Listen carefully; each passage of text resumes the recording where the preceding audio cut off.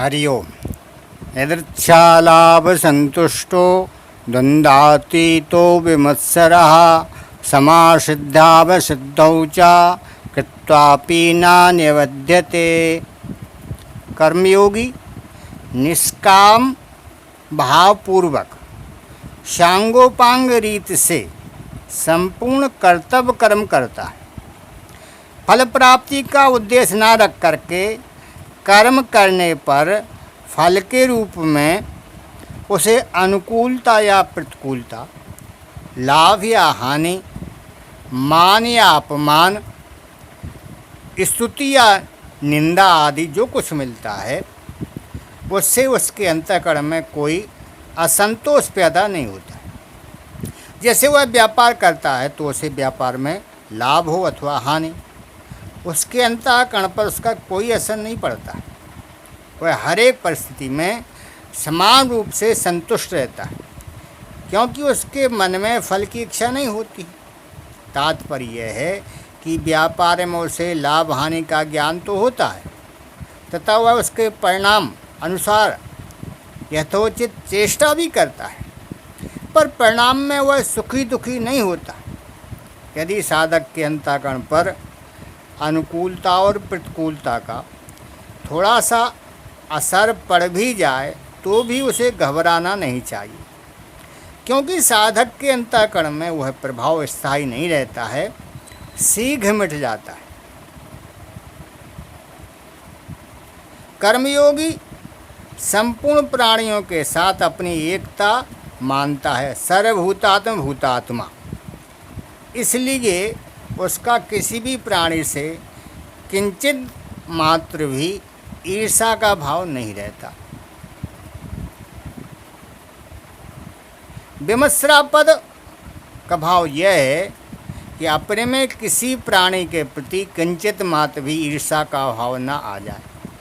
इस विषय में कर्मयोगी बहुत सावधान रहता है, कारण कि कर्मयोगी की संपूर्ण क्रियाएं प्राणी मात्र के हित के लिए ही होती है। अतः यदि उसमें किंचित मात्र भी ईर्ष्या का भाव होगा तो उसकी संपूर्ण क्रियाएं दूसरों के हित के लिए नहीं हो सकती हैं। ईर्ष्या द्वेष बहुत सूक्ष्म है। दो दुकानदार हैं और आपस में मित्रता रखते हैं, उनमें एक की दुकान दूसरे की अपेक्षा ज़्यादा चल जाए तो दूसरे में थोड़ी ईर्ष्या पैदा हो जाएगी कि उसकी दुकान ज़्यादा चल गई, मेरी कम चली। इस प्रकार ईर्ष्या द्वेष के कारण मित्र से भी मित्र की उन्नति सही नहीं जाती।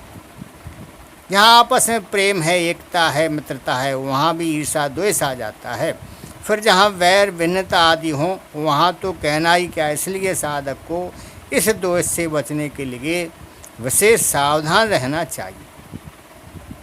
कर्मयोगी लाभ हानि, मान अपमान, निंदा स्तुति, अनुकूलता प्रतिकूलता, सुख दुख आदि द्वंद्वों से अतीत होता है।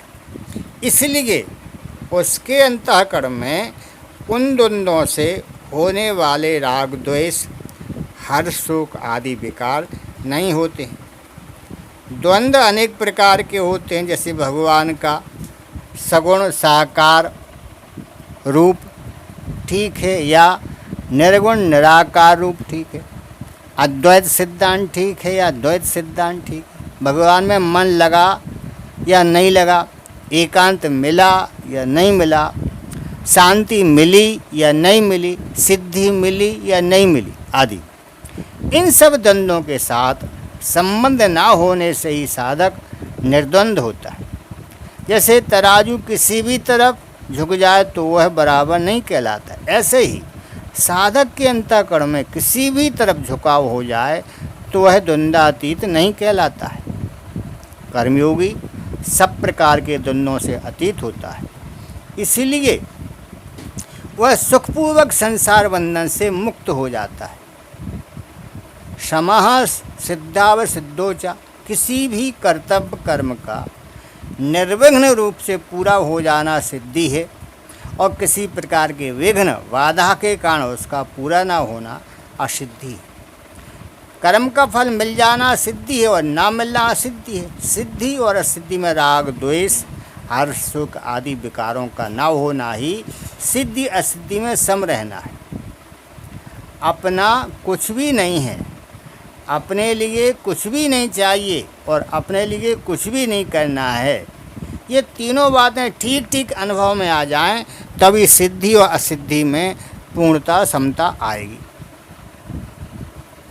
कर्मयोगी कर्म करते हुए भी नहीं बंधता है, फिर कर्म ना करते हुए बंधने का प्रश्न ही पैदा नहीं होता। वह दोनों अवस्थाओं में निर्लिप्त रहता है। जैसे शरीर मात्र के लिए कर्म करने वाला कर्मयोगी कर्मों से नहीं बंधता है, वैसे ही शास्त्र विहित संपूर्ण कर्मों को करने वाला कर्मयोगी भी कर्मों से नहीं बनता है।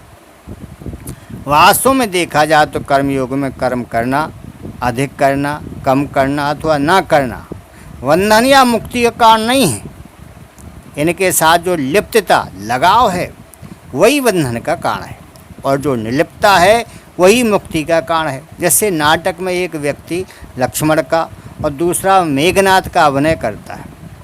दोनों व्यक्ति अपने अपने अभिनय को ठीक ठीक निभाते हुए भी उससे निर्लिप्त रहते हैं, अर्थात अपने को वास्तव में वे लक्ष्मण या मेघनाथ नहीं मानते। ऐसे ही कर्मयोगी अपने वर्ण आश्रम आदि के अनुसार कर्तव्य का पालन करते हुए भी उनसे निर्लिप्त रहता है, अर्थात उनमें अपना कोई संबंध नहीं मानता। उनका संबंध निरंतर नित्य रहने वाला स्वरूप के साथ रहता है, प्रतिक्षण परिवर्तनशील प्रकृति के साथ नहीं। इसलिए उसकी स्थिति स्वाभाविक ही समता में रहती। समता में स्थिति रहने से वह कर्म करते हुए भी उससे नहीं बंधता है। यदि विशेष विचारपूर्वक देखा जाए तो समता स्वतः सिद्ध है। यह प्रत्येक मनुष्य का अनुभव है कि अनुकूलता और प्रतिकूलता में हम जो रहते हैं, प्रतिकूल परिस्थिति आने पर भी हम वही रहते हैं। यदि हम वही ना रहते तो दो अलग अलग अनुकूल प्रतिकूल परिस्थिति का ज्ञान कैसे होता। इससे सिद्ध होता है कि परिवर्तन परिस्थितियों में होता है, अपने स्वरूप में नहीं। इसलिए परिस्थितियों के बदलने पर भी स्वरूप से हम सम ज्यों के त्यों रहते। भूल यह होती है कि हम परिस्थितियों की ओर देखते हैं पर स्वरूप की ओर नहीं देखते हैं। अपने सम स्वरूप की ओर ना देखने के कारण हम अपने आने जाने वाली परिस्थितियों से मिल कर के सुखी और दुखी होते रहते हैं। हरि ओम।